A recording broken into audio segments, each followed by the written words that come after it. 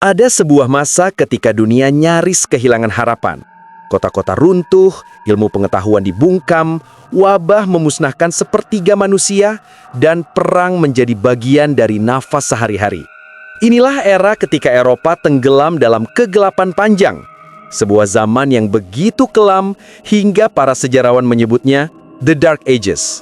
Dan dari kekacauan inilah, sebuah kebangkitan besar justru mulai lahir.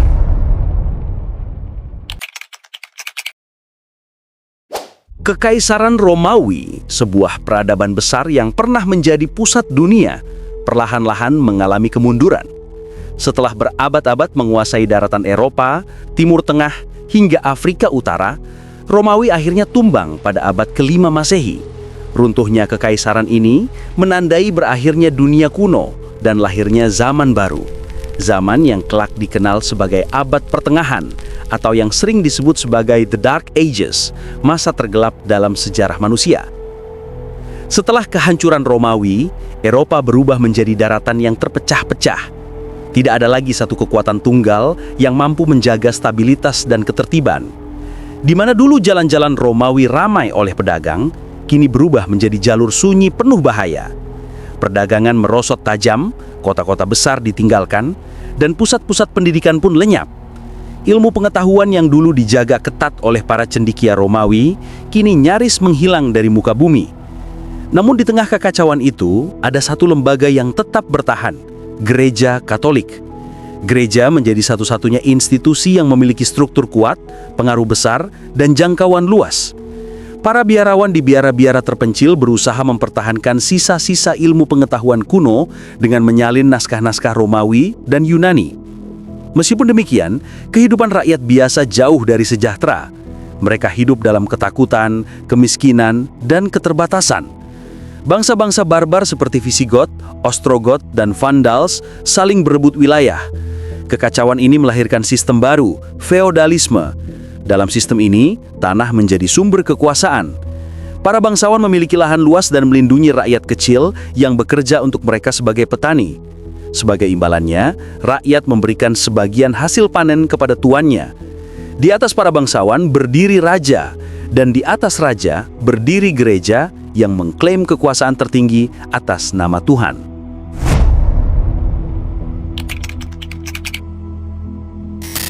Dalam sistem feodalisme, kehidupan masyarakat terbagi secara tegas dalam lapisan sosial. Di puncak piramida ada raja yang dianggap memiliki kekuasaan mutlak. Di bawahnya, para bangsawan atau tuan tanah yang memegang kendali atas wilayah-wilayah kecil. Mereka mempekerjakan para kesatria untuk menjaga keamanan dan mempertahankan kekuasaan mereka. Sedangkan di dasar piramida, terdapat para petani atau budak yang bekerja keras mengolah tanah namun hidup dalam kemiskinan. Mereka tidak memiliki hak kebebasan, bahkan tidak berhak atas tanah yang mereka garap. Sementara itu, Gereja Katolik perlahan-lahan menjadi kekuatan paling dominan di Eropa. Ketika kekuasaan politik tercerai-berai, hanya gereja yang memiliki otoritas dan sistem organisasi yang kuat. Kepausan di Roma menjadi simbol kekuasaan spiritual yang melebihi para raja. Paus dianggap sebagai wakil Tuhan di bumi dan ucapannya bisa menentukan nasib seseorang, baik di dunia maupun di akhirat. Gereja tidak hanya berperan dalam kehidupan rohani, tetapi juga politik, ekonomi, dan pendidikan. Seluruh ilmu pengetahuan dan filsafat harus sesuai dengan ajaran gereja. Segala bentuk pemikiran yang dianggap menyimpang akan ditolak bahkan dihukum berat. Di masa ini, konsep kebebasan berpikir hampir tidak dikenal. Masyarakat Eropa hidup di bawah dogma religius yang kuat, di mana iman lebih diutamakan daripada rasio. Para biarawan menjadi penjaga ilmu dan pendidikan. Di biara-biara terpencil, mereka menyalin naskah kuno dengan tangan, satu huruf demi satu huruf. Tanpa usaha mereka, banyak warisan ilmu Yunani dan Romawi mungkin akan hilang selamanya. Namun sebagian besar rakyat jelata tidak memiliki akses terhadap pengetahuan ini. Bagi mereka, dunia dipahami lewat kepercayaan, bukan logika. Selain menjadi pusat rohani, gereja juga memegang kendali ekonomi besar. Tanah-tanah subur di Eropa banyak dimiliki oleh lembaga-lembaga keagamaan. Pajak gereja atau tithe menjadi kewajiban setiap umat. Artinya, 1/10 dari penghasilan mereka harus diberikan kepada gereja. Dari kekayaan ini, gereja membangun katedral megah, biara, serta mendanai peperangan suci seperti Perang Salib yang kelak akan mengguncang dunia. Namun di balik semua itu, Eropa tetap terperangkap dalam ketidakpastian. Wabah penyakit, kelaparan, dan perang antar bangsawan seringkali menelan ribuan nyawa. Rakyat hidup dalam ketakutan, sementara gereja dan bangsawan terus memperkuat kekuasaan mereka. Abad-abad ini benar-benar menjadi masa yang suram dalam sejarah manusia. Masa ketika pengetahuan dan kebebasan berpikir digantikan oleh tahayul dan ketaatan buta. Memasuki akhir abad ke-11, dunia Kristen Eropa mulai bangkit dari kegelapan panjangnya. Namun kebangkitan itu tidak datang lewat ilmu atau budaya, melainkan melalui perang. Ketika pasukan Muslim Turki Seljuk merebut Yerusalem, kota suci bagi umat Kristen, Paus Urbanus II menyerukan perang suci untuk merebutnya kembali. Seruan itu menggema di seluruh Eropa. Para bangsawan, kesatria, hingga rakyat jelata terpanggil untuk bergabung dalam apa yang mereka yakini sebagai misi suci dari Tuhan. Perang Salib pertama dimulai pada tahun 1096. Ribuan orang berangkat menuju Timur Tengah dengan semangat fanatik yang membara. Mereka menempuh perjalanan ribuan kilometer, melintasi gunung, padang pasir, dan lautan, demi satu tujuan: merebut kembali Tanah Suci. Setelah bertahun-tahun peperangan brutal, pasukan salib akhirnya berhasil menguasai Yerusalem pada tahun 1099. Namun kemenangan itu dibayar mahal dengan darah dan penderitaan. Selama 2 abad berikutnya, berbagai ekspedisi salib terus terjadi.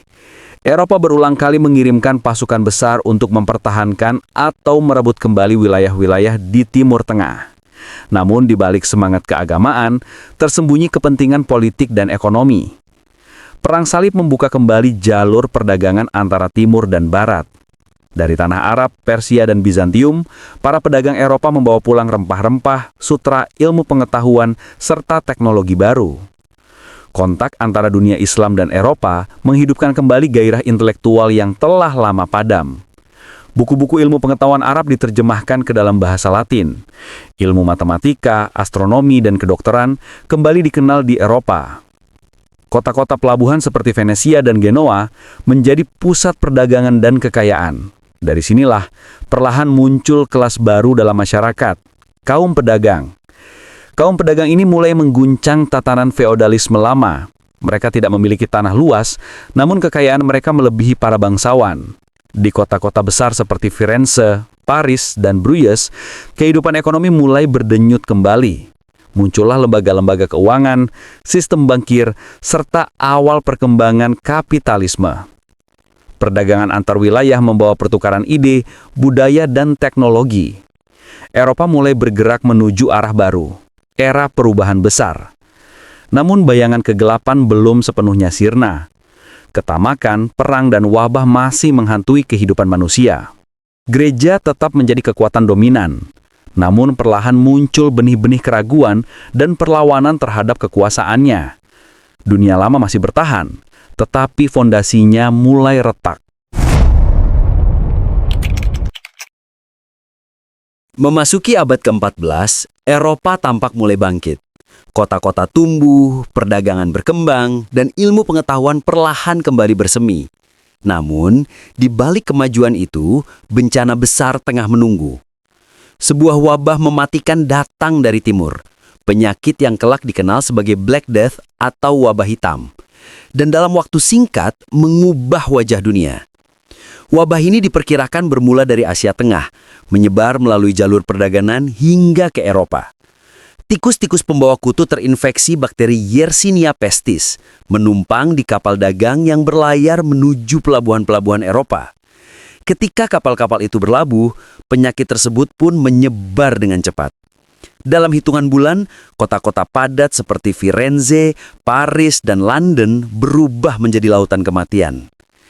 Gejalanya mengerikan. Demam tinggi, tubuh membengkak, dan muncul benjolan hitam di seluruh tubuh. Tanda bahwa darah mulai membusuk di bawah kulit. Dalam beberapa hari, penderita akan tewas. Tidak ada yang tahu penyebab pasti penyakit itu. Banyak yang mengira ini adalah hukuman Tuhan atas dosa manusia. Dan sebagian lainnya menuduh kaum tertentu sebagai penyebabnya. Ketakutan melanda seluruh benua. Diperkirakan, sepertiga hingga setengah populasi Eropa lenyap dalam waktu kurang dari 5 tahun. Desa-desa kosong, lahan pertanian terbengkalai, dan kota-kota kehilangan penghuninya. Bau kematian memenuhi udara. Gereja yang selama ini dianggap tempat perlindungan justru tak berdaya menghadapi bencana ini. Doa-doa tak mampu menghentikan wabah. Dan banyak pendeta pun ikut tewas. Kepercayaan terhadap gereja mulai goyah. Namun, dari tragedi besar itu, perubahan sosial tak terelakkan. Kekurangan tenaga kerja membuat nilai kerja manusia meningkat. Para petani mulai menuntut upah dan kebebasan lebih besar dari tuan tanah. Feodalisme perlahan-lahan melemah. Orang-orang mulai menyadari bahwa kehidupan mereka tidak sepenuhnya bergantung pada gereja atau bangsawan, melainkan pada kemampuan mereka sendiri untuk bertahan. Wabah hitam juga mengguncang keimanan banyak orang. Jika Tuhan adalah kasih, mengapa Ia membiarkan jutaan manusia mati sia-sia? Pertanyaan itu perlahan membuka jalan bagi lahirnya pola pikir baru. Semangat untuk mencari jawaban melalui rasio, bukan sekedar dogma. Inilah titik balik yang tanpa disadari mengantar Eropa keluar dari kegelapan panjangnya. Setelah berabad-abad berada dalam bayang-bayang kegelapan, Eropa perlahan memasuki masa perubahan besar. Runtuhnya feodalisme, melemahnya kekuasaan gereja, bangkitnya kota-kota perdagangan, serta hantaman wabah hitam yang mengguncang struktur sosial, semuanya menjadi dasar bagi kelahiran era baru. Sebuah era yang kelak dikenal sebagai Renaissance, kebangkitan kembali ilmu pengetahuan, seni, dan kebudayaan. Kota-kota di Italia, seperti Firenze, Venesia, dan Milan, menjadi pusat lahirnya gerakan intelektual baru. Para pedagang kaya mendukung seniman, ilmuwan, dan filsuf untuk mengembangkan karya mereka. Mereka bukan hanya mencari kekayaan duniawi, tetapi juga kejayaan dan kebanggaan. Di tempat-tempat ini, manusia mulai dipandang sebagai makhluk dengan potensi besar. Gagasan humanisme lahir, menekankan pentingnya rasio, pengalaman, dan nilai kemanusiaan. Karya-karya kuno dari Yunani dan Romawi kembali dipelajari. Tulisan Plato, Aristoteles, Euclid, dan Hippocrates diterjemahkan ulang. Ilmu pengetahuan yang selama berabad-abad terkungkung oleh dogma mulai tumbuh pesat. Dalam seni, tokoh besar seperti Leonardo da Vinci, Michelangelo, dan Raphael menciptakan karya abadi yang menandai kejayaan Renaissance. Di bidang ilmu pengetahuan, kemajuan luar biasa mulai terlihat. Kopernikus memperkenalkan teori heliosentris. Penemuan mesin cetak oleh Gutenberg mempercepat penyebaran ilmu. Buku yang dulu langka, kini dapat diakses masyarakat luas. Kebangkitan pemikiran rasional ini juga membuka jalan bagi kritik terhadap gereja. Pada akhirnya, hal ini memicu reformasi Protestan. Gerakan ini memecah kekuasaan gereja Katolik dan menandai perubahan besar dalam kehidupan spiritual Eropa. Ekonomi Eropa berkembang pesat. Perdagangan internasional meningkat, penjelajahan samudra dimulai, dan negara-negara baru tumbuh menjadi kekuatan dunia. Penjelajah seperti Columbus, Vasco da Gama, dan Magellan membuka jalur baru yang menghubungkan Eropa dengan seluruh dunia. Era globalisasi awal pun dimulai. Dengan semua perubahan ini, Eropa akhirnya keluar dari masa kelam abad pertengahan. Dari puing-puing kekaisaran kuno, peperangan, wabah, dan dogma, lahirlah dunia baru yang lebih cerah, dunia yang menjadi fondasi bagi kemajuan manusia hingga hari ini. Dari kegelapan abad pertengahan hingga cahaya Renaissance, sejarah membuktikan bahwa manusia selalu mampu bangkit. Dari wabah, perang, dan runtuhnya peradaban, selalu ada harapan di setiap akhir zaman. Jika kamu ingin lebih banyak video informatif lainnya yang membuka wawasan, jangan lupa subscribe ya!